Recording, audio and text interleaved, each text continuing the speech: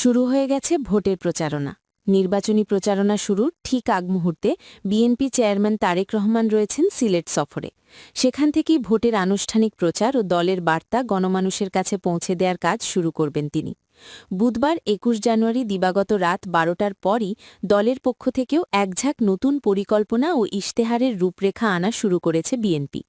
দলটি বলছে, এবারের নির্বাচনে বিএনপির নির্বাচনী ইশতেহারের মূল ভিত্তি হবে জিয়াউর রহমানের ১৯ দফা ও খালেদা জিয়ার ভিশন ২০৩০। রাজধানীর হোটেল লেকশোরে বিএনপির নির্বাচনী থিম সংয়ের উদ্বোধনকালে একথা বলেন দলের সিনিয়র যুগ্ম মহাসচিব রুহুল কবির রিজভী আহমেদ ও দলের নির্বাচন পরিচালনা কমিটির প্রধান সমন্বয়ক ইসমাইল জুবিউল্লাহ।